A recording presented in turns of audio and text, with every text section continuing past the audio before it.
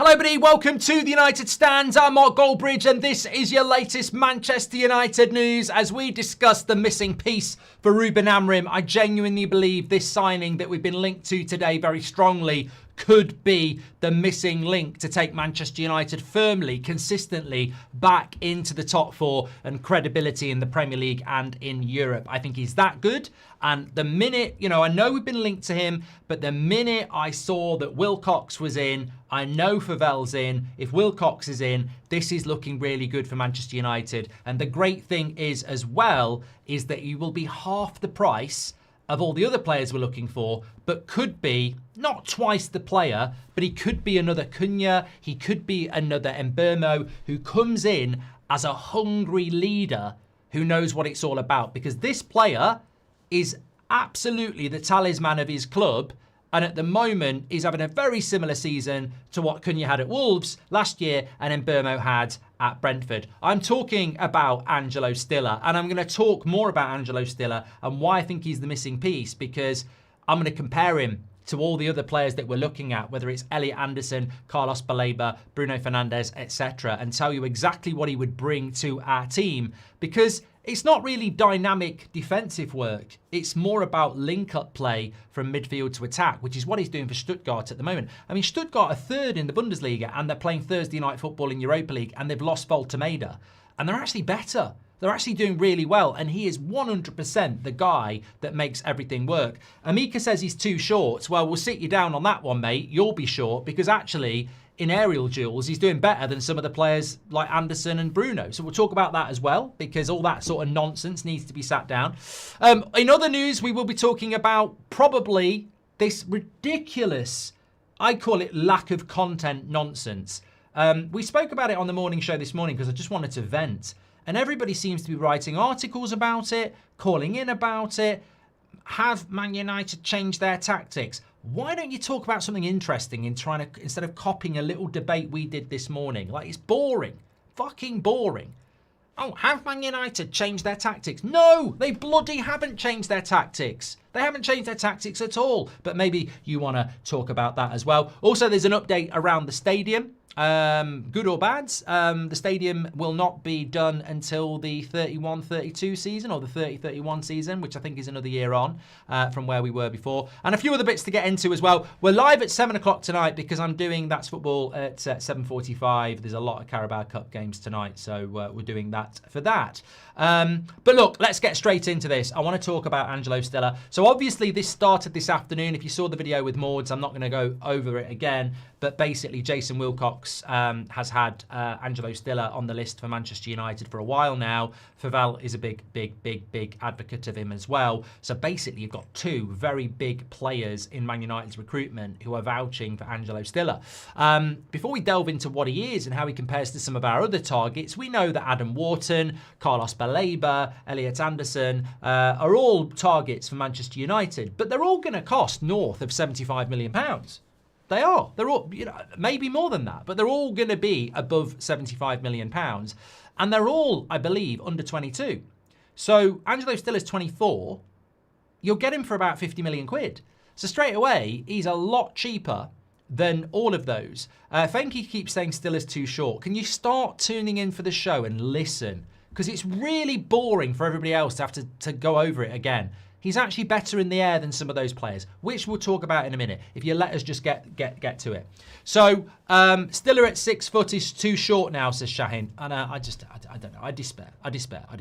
But look, I believe that if we end up with Wharton or Anderson or Baleba or Stiller, I think we're all going to be very excited. I think we will. I don't think it's a clear and obvious error to sign Elliot Anderson over Stiller. But I also think we need two midfielders. And I think Stiller will be cheaper. And I also think that Stiller has more of a Cunha Mbeumo aura because he's closer to 25 than the other players. And I also think he's running his team more than they are running their team. I mean, Crystal Palace and Wharton are doing very well, but I wouldn't say he's the core of that team. I wouldn't say Baleba is the core of Brighton, and I wouldn't say Anderson is the core of Forest. There's other good players as well. But at Stuttgart, Stiller is definitely the talisman. He's almost the Bruno Fernandes of Stuttgart, and that's where I think Stiller would go into a United side. I still think you need a workhorse next to him.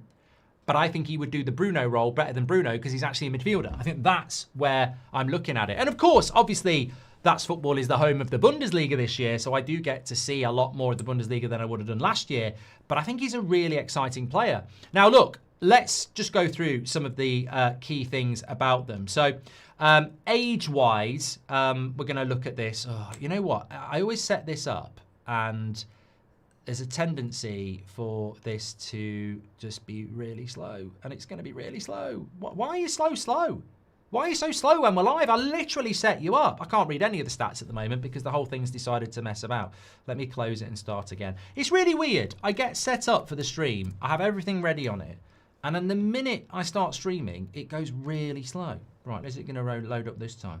Haha, we're laughing. We're live. Okay, there we go. Compare mode.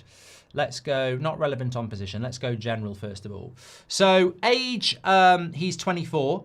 Anderson's 22, Belaber's 21, and Wharton's 21. So I think it goes in his favour that he is actually... oh God, you lot are going to get sat down so bad here.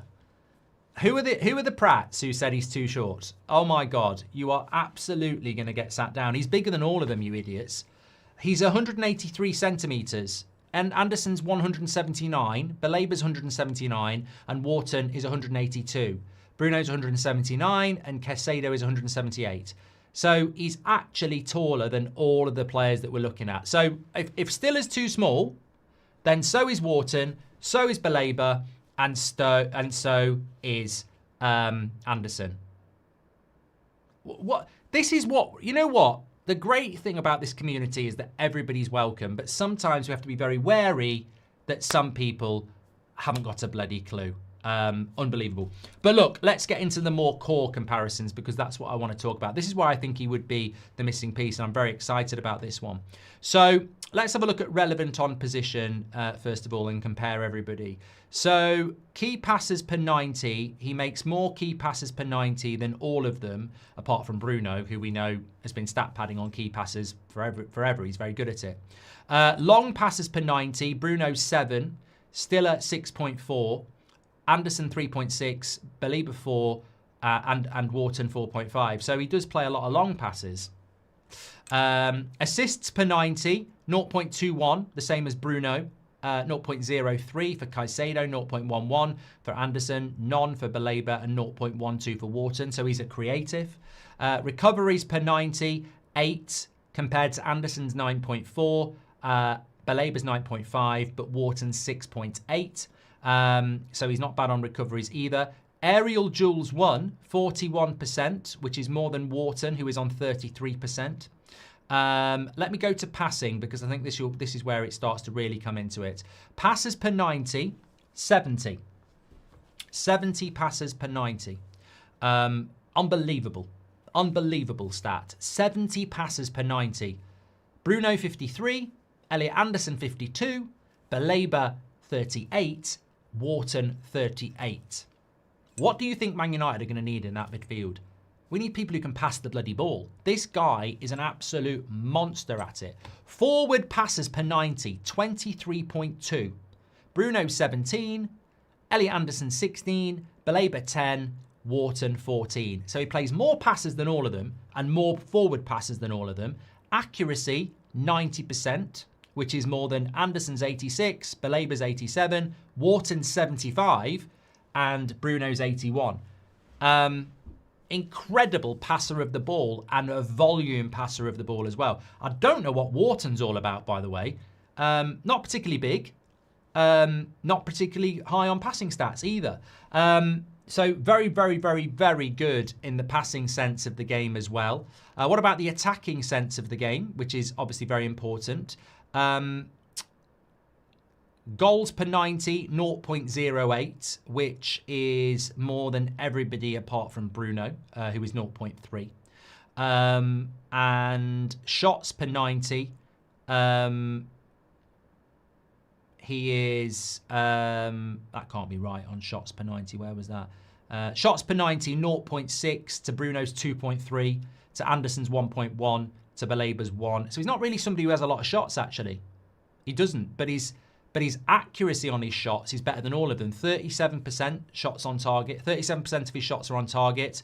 17% Anderson, 18% Baleba, 16% Wharton, 32% Bruno. So he doesn't shoot a lot, but when he does, he's got a higher conversion rate. Assists per 90, 0.21. Bruno assists per 90, 0.21. So he's as good as Bruno on the assist side of things.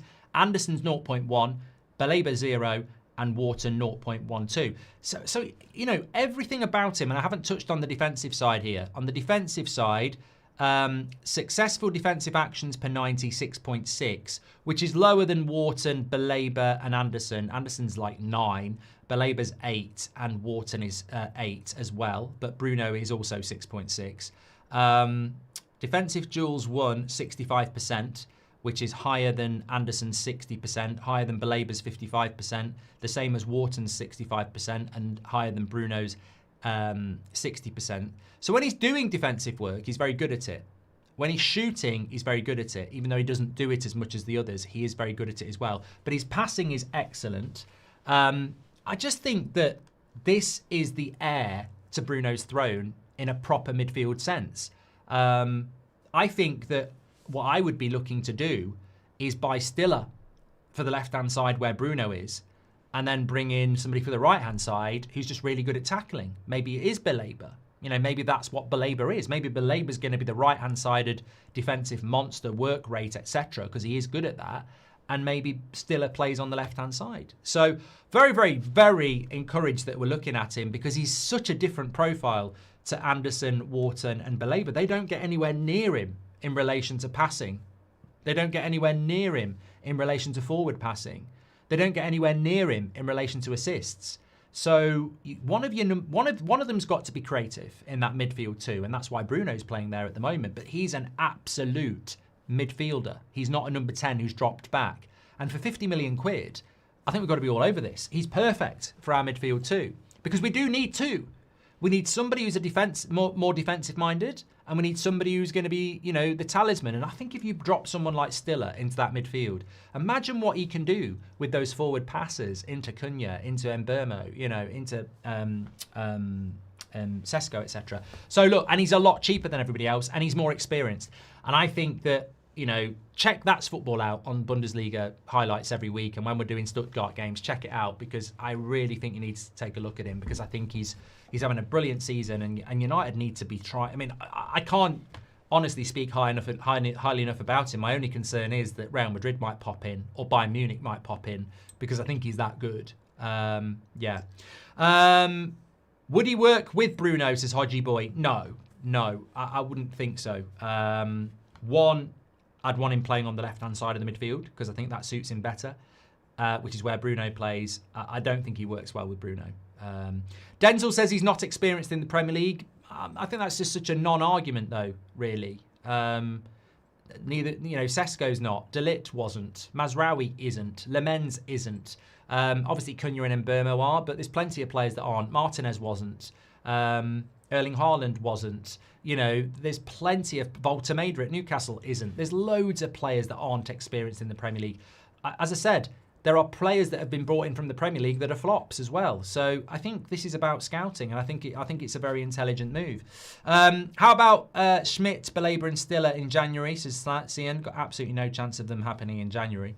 Mike JW, hope you're doing well, mate. He says, evening, Mark and Legends. I hope you're all well. If we can get Stiller in January, this is the signing we need to keep us going until the summer. Yeah, I don't think this is a January signing, by the way.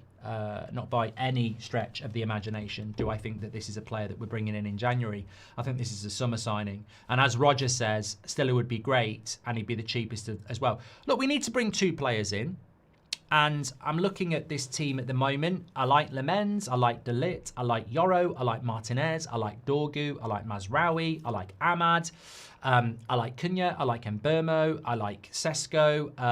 There are other players as well that are supplementary to that I like. You know, Maguire is a squad player, Shaw, Mount, etc. But the midfield is the weak area. We're not using Mainu, we're not using Agate, and I'm not sure that we're not using them because Amorim doesn't actually rate them. So I think what I want to see in that midfield is proper investment. Two players.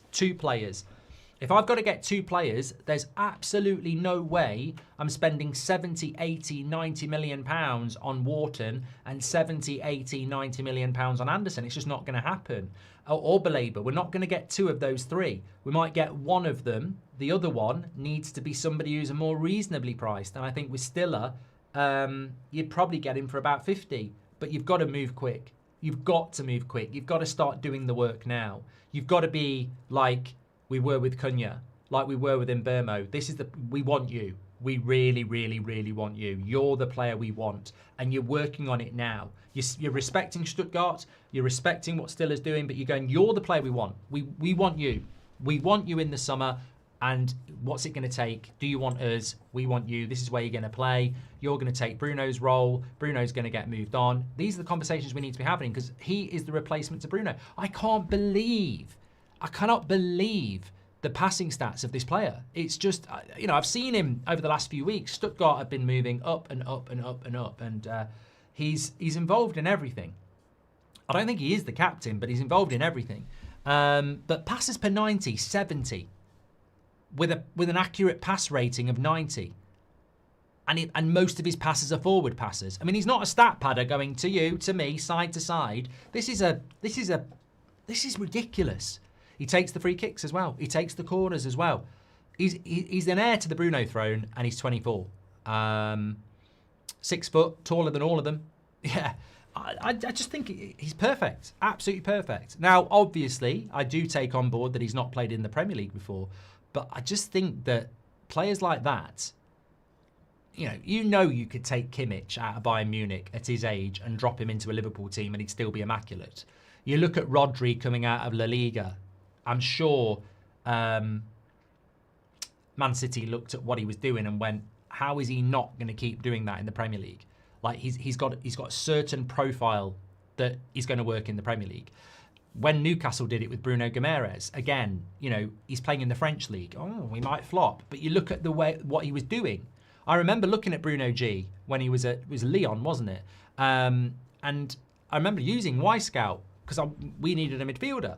And it was around sort of December time. I remember the video and I was saying this Bruno G is like top for a lot of the things we need across in the top 5 European leagues. And look at how he's adapted as well. I'm not saying that every player is going to adapt, but a player who is playing in the midfield, who is passing the ball 70 times per game with a 90% pass accuracy, and a lot of those passes are going forward. It doesn't matter whether you're doing that in Germany, Saudi, Spain, or the Premier League. You're still going to do that. I think it's more dangerous if you're a goal scorer because, are the defences going to be the same? If you might score 40 goals in the Turkish league. It doesn't mean you're going to score 40 goals in the Premier League.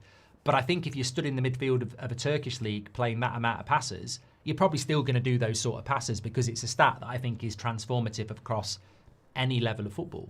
But for me, he's an heir to Bruno. Now, if Bruno's going to stay, we probably don't do this deal. But he has got so many. Bruno's not a midfielder. Bruno's a number 10. But what Bruno's doing in our midfield is basically what Stiller does in the midfield for Stuttgart as a midfielder. So I think Amorim likes the fact that Bruno can ping a long ball, and Amorim likes the fact that Bruno's creative. Stiller can ping a long ball, he can ping a short ball, he can tackle, he can win headers, he can pass. He can do everything that Bruno can do, but he can do loads of things Bruno can't because he's actually a midfielder. So what about Gallagher and Stiller? I mean, I don't care. I'm not hating on Bruno, Connor. We're talking about the fact that Bruno cannot be the long-term solution in the midfield because he has deficiencies in there that Stiller wouldn't or another player wouldn't. So I'd see Stiller as a Bruno replacement, a proper replacement for Bruno. And the right-hand side doesn't even need to be Anderson, doesn't even need to be Belabor. I mean, we don't even need... I mean, if you think about the money that we would spend on Anderson or Belabor or Wharton, you're spending £80 million and maybe more. You could get Stiller for 50 and Conor Gallagher for 30. You could get Conor Gallagher and Stiller for a cheaper price than Wharton on his own. And people need to look at Wharton. He's a good player, but he ain't really very good at passing. He's not really a defensive monster. he's a good player, but the things that people think he is, I don't think he is. I mean, I'm watching Palace tonight. Hopefully he's going to play. But look, I know people are going to go, please no, please no. I think we could get Stiller and Belabor. I really do. I think that might be United's plan.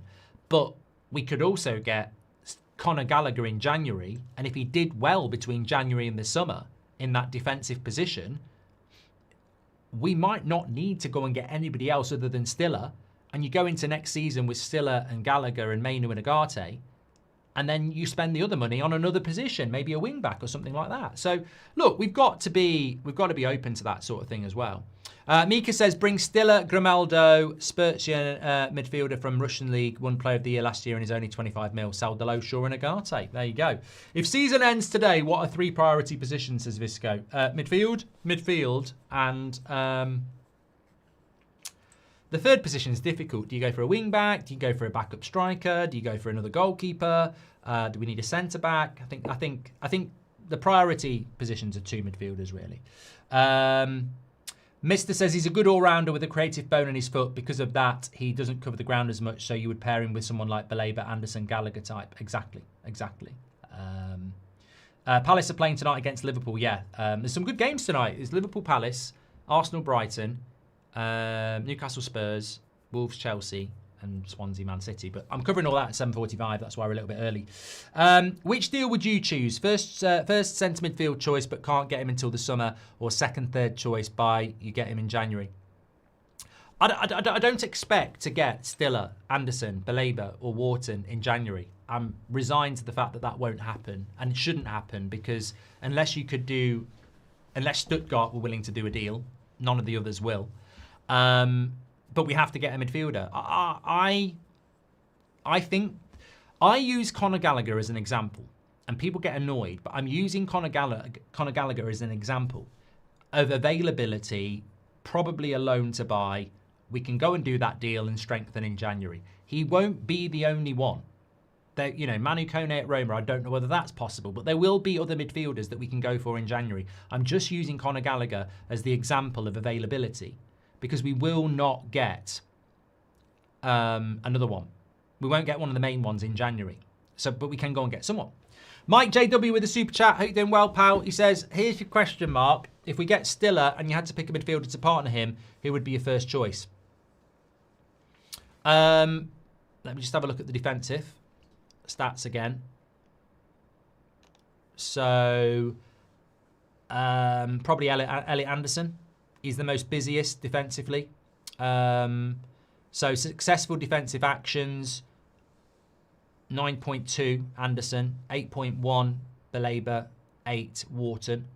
Defensive duels won, 8.2 Anderson, 6.4 Belabor, 5.2 Wharton. Sorry, defensive duels per 90 that was, so he has more.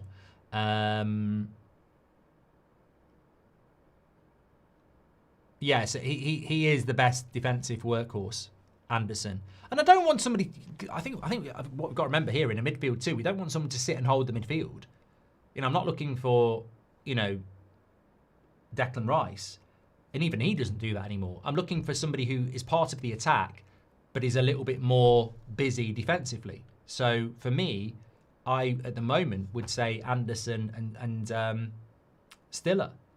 I think people need to profile Adam Wharton better. Very, very good player. Passing, not that good. Not as good as Stiller or the others. Defensively, not as good as Anderson or Belabor.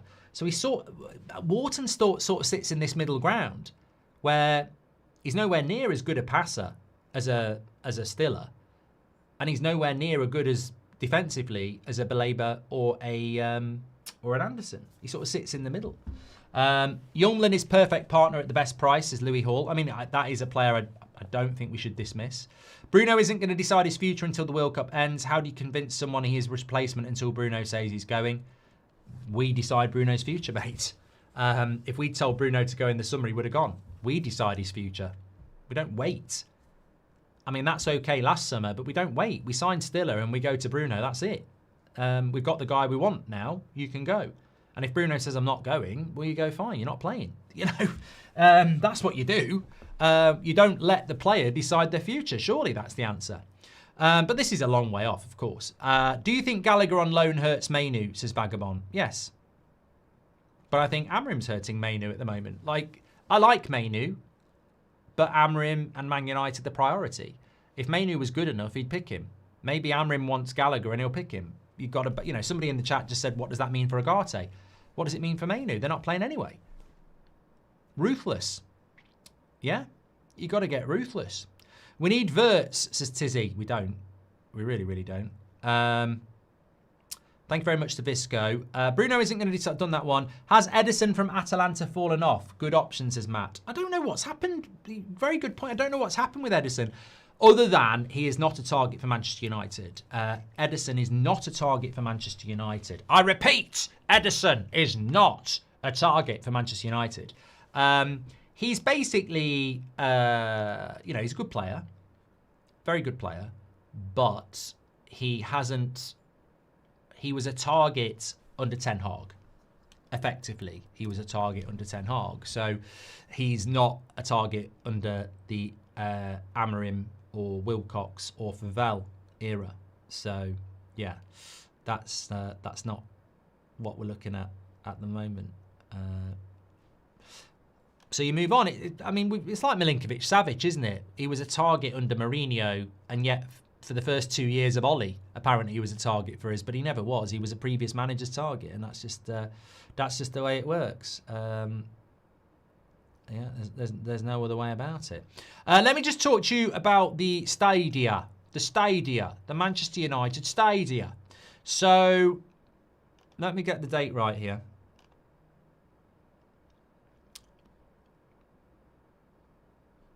I can't bloody find it. I can't find it. I saw it earlier. Why have Man United started winning games? Somebody just asked that. I want to answer that. Tell me now in the chat. Yeah, the story was from Romano. Wilcox is one of the people who've been closely monitoring Stiller over the past few years. Stiller and Belabor are on the shortlist for midfielders. A summer deal is more likely than January. A fee of around 50 million is possible. It's from Romano. It's the player I want.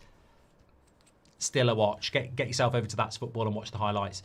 Oh God, I can't see it. Where have I seen it, everybody? I literally saw it today. I know where I saw it. It's the sound of the underground.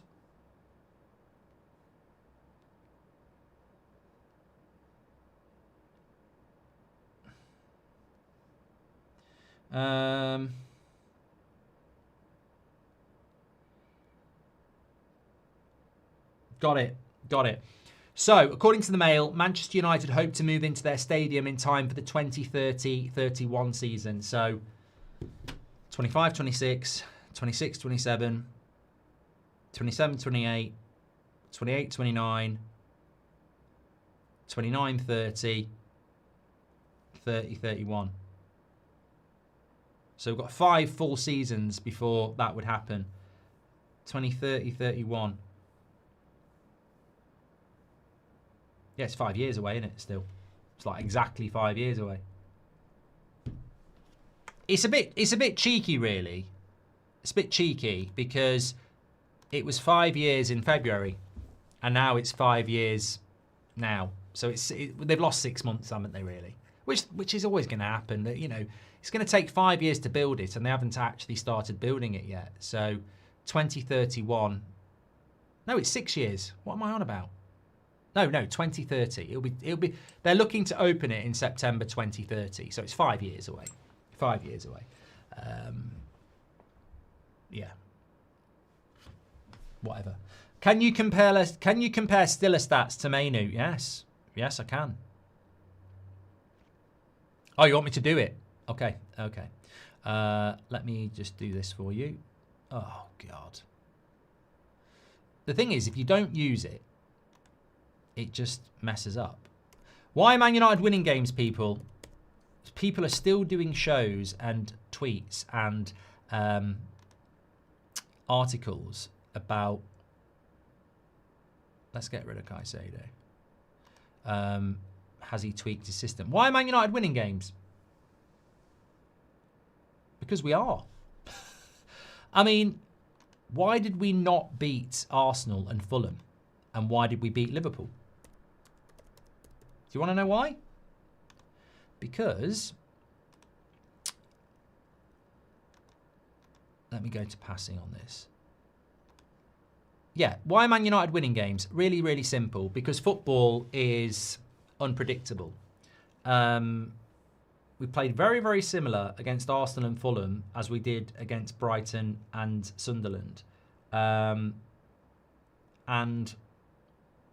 the reason we're winning at the moment is because of circumstances. Against Arsenal, Binder made a bloody mistake. Against Fulham, we didn't score the goals we should have done in the first 20 minutes. Against Liverpool, we took our chances. Gakpo missed a couple. Against Brighton, we took every bloody chance we could. And Brighton couldn't keep up with us. We're just playing more confident and we're being more efficient. And we're, you know, confidence breeds consistency. I don't think it's rocket science. I think people are trying to reinvent the wheel. Why have Man United started winning games again? What is it? What's changed? Nothing's really changed if you look at what we were doing. I remember when we lost to Brentford. It was one of you lot, and I wish I remembered the name. I wish it was me. I might claim it. It was me. I remember after the Brentford game saying, it wasn't me, we're nearly top at the XG table. We're nearly top for shots. You know, we were creating a lot of chances, even after Brentford. And we played shit against Brentford, but statistically, we were top of the league for all the big attacking actions, and we still are. So nothing's changed. We've been creating since day one, but we're putting games away now. We're putting games away and we're conceding less. The defence is better with Lemens, and we're scoring more goals with Cunha and Mbeumo.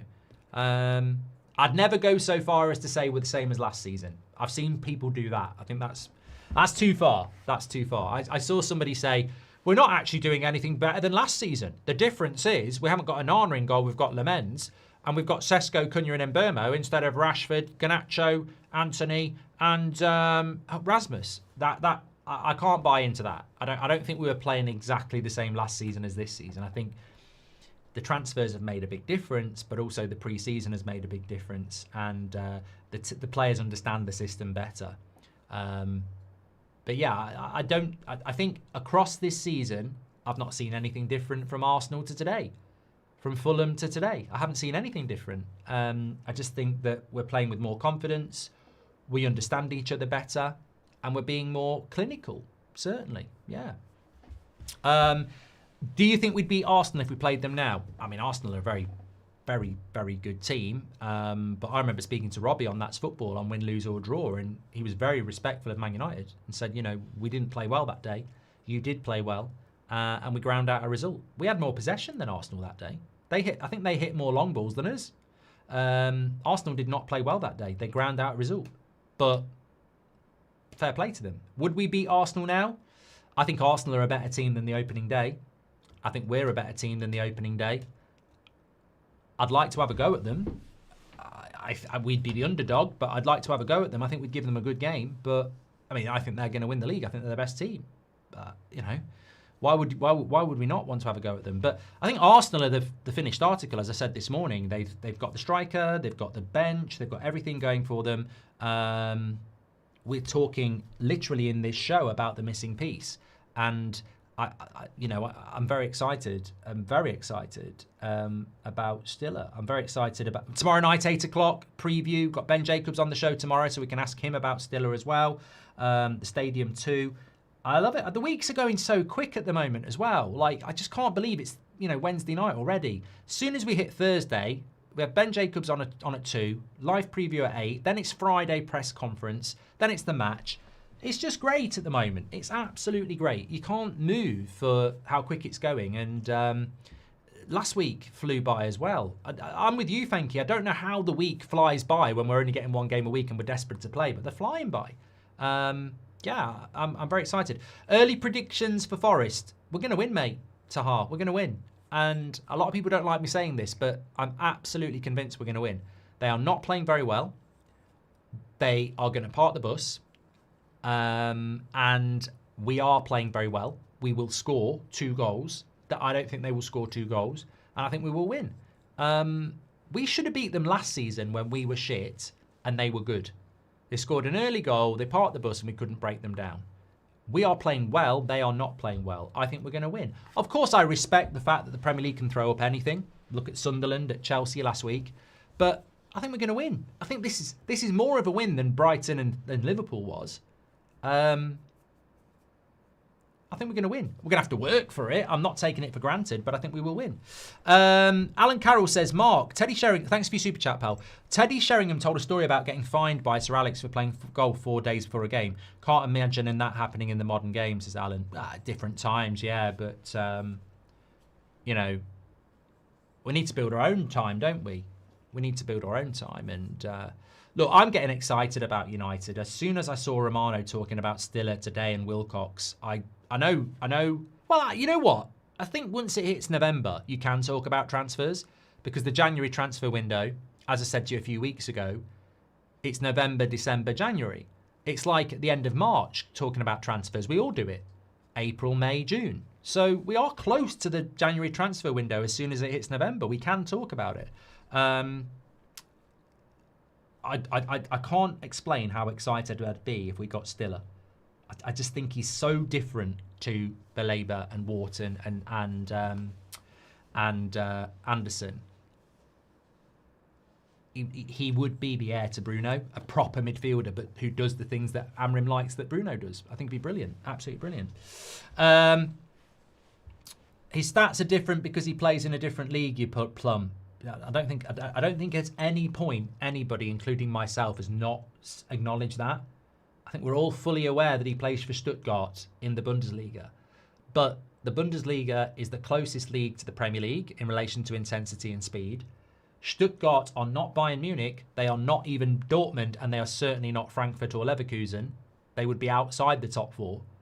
So Volta Maida's come from Stuttgart and done very well at Newcastle. There's plenty of players that have come from the Bundesliga that have done very well as well. So I don't really get what your point is, apart from you might just be a little bit xenophobic in the sense that, you know, if it's not from the Premier League, you don't want it, which is thick, to be honest with you. But look, you're entitled to your opinion. I just disagree with it. And also, I think a lot of people would disagree with it because even if you don't like what I'm saying, it's been backed up for the last 20 minutes on stats and information and vibe and feeling and confidence and excitement. And I'm allowed to do that. And you're allowed to say he's shit because he's from the Bundesliga. It's absolutely fine. Is it too soon to compare Gyokeres and Sesko? Arsenal fans are losing their mind and it's pure entertainment, says Shahin.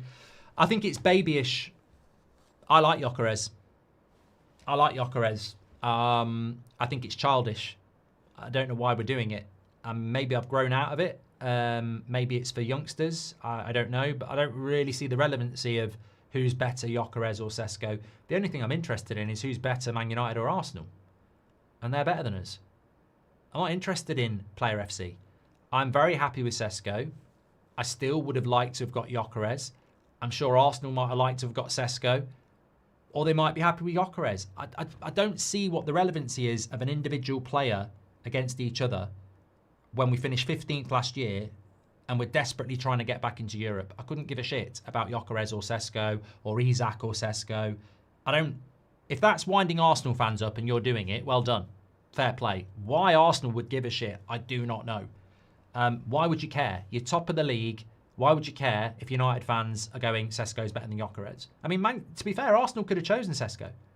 He'd have chosen them over us anyway. So what's the argument? We ended up 15th last year with the striker that Arsenal didn't want. I'm very happy about that. Very happy about that. And if they'd gone for Sesko, I'd have gone for Gyokeres. So it doesn't bother. No disrespect to anybody who likes those sort of debates. If you're getting under Arsenal fans' skin, fair play. But you know what? I'm just very happy with what we're doing as a football club at the moment. You do a lot for this channel. That's football in the community. You give us great shows. But how are you doing physically and mentally, says Mazraoui? I'm doing really good at the moment. Apart from bloody kitchens, you know, project managing the kitchen is taking up a lot of my time, but this is escapism, and it will be worth it in the end. I don't know what I'm going to do with my time when the kitchen's built, but yeah, great, happy. Chan, thank you. Welcome to the Members Club. You're an absolute legend. Pundits and creators are trying to claim that Amorim finally listens, but we're playing the same formation, just different pressing shape. I don't even think that, Min. I honestly don't acknowledge anything different from Arsenal and Fulham to Brighton and Liverpool and Sunderland. I don't. The first 3 games of the season compared to our last 3 Premier League games, I don't notice anything. Nothing. And the stats bear that out. Nothing's really changed. We're still hitting long balls. You know, we're still under 50% possession.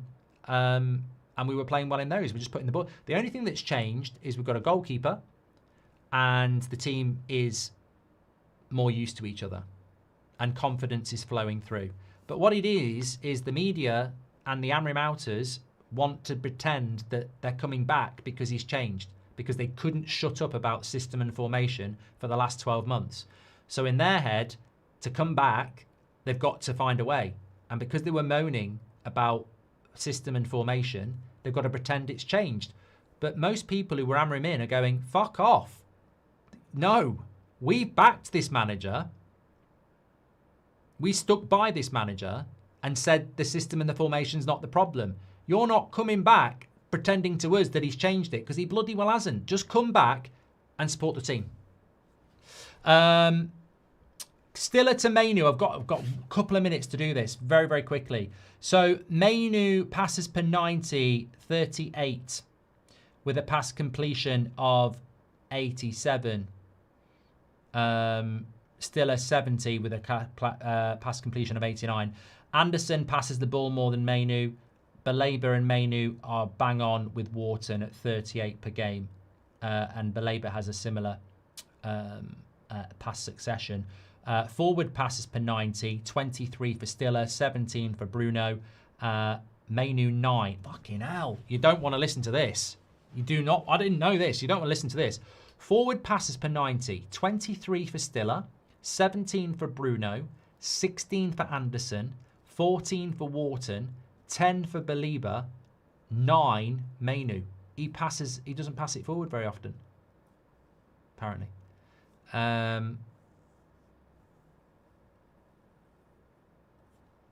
Anyway, I've got to get over to the other channel because we are live with the games that are about to. I'm gonna be late. It's gonna be your fault. I'm definitely gonna be late. The games are all about to get. I thought it was. Atarted was 8 o'clock kickoff. It's not, is it? I've messed right up there. I've messed right up. Anyway, brilliant show tonight. I'm gonna literally be. I'm just not gonna get off my arse, am I? I'm gonna literally be going straight across. What a prat.